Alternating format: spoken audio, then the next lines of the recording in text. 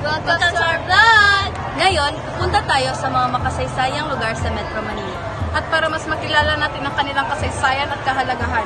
Ano? Tara?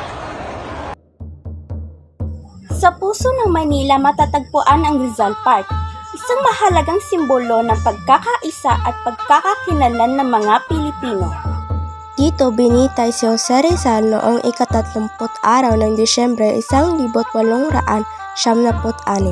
Ang kanyang sakripisyo ay naging inspirasyon sa pakikibaka para sa kalayaan.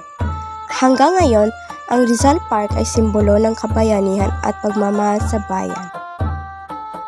Sa Pampangang Ilog Pasig matatagpuan ang Malacanang Palace, ang opisyal na tirahan at tanggapan ng Pangulo ng Pilipinas.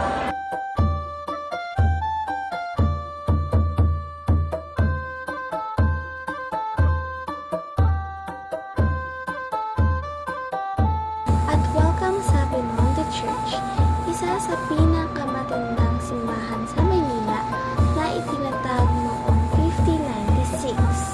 Ito ay tinayo para sa mga Tsino at Pilipinong Kristiyano. Kahit nasira sa ikalawang digmaang pandaigdig, tingnan nyo ang octagonal na belfry. Nakaligtas pa rin ito. Ngayon, simbolo ito ng pagkakaisa ng mga Tsino at Pilipino. Ang Pasig River ay nagsisilbing buhay na ugat ng Maynila na nagdurugdong sa Laguna de Bay patungo sa Manila Bay. Dati itong sentro ng kalakalan at pamumuhay at ngayon ay unti-unti nang binubuhay muli upang maibalik ang dating ganda at linaw nito. Ang Pasig River ay hindi lamang isang ilog, ito ay bahagi ng ating kasaysayan at kultura.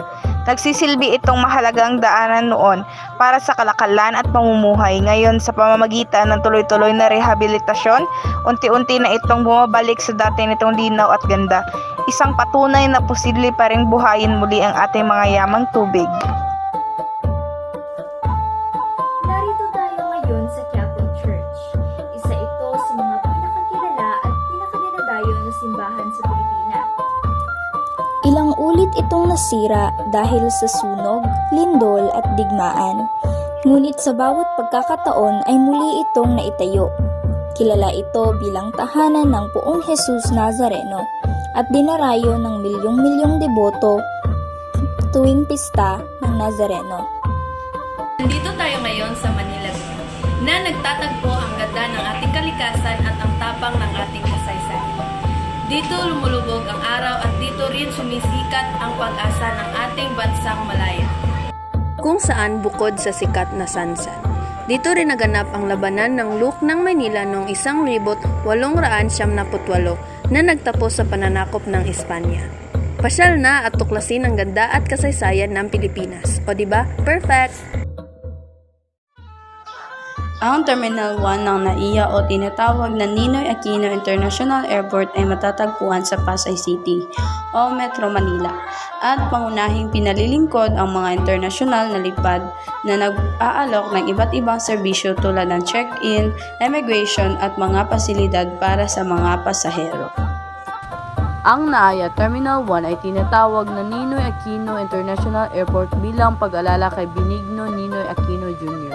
Pinaslang siya sa airport noong Agosto 21, 1983. Ang kanyang pagkamatay ay naging simbolo sa pagkikibaka para sa demokrasya at naging inspirasyon sa People Power Revolution noong 1986. Sa ating paglalakbay sa mga makasaysayang lugar sa Manila, nakita natin kung paano hinubog ng mga ito ang kasaysayan at kultura ng ating bansa.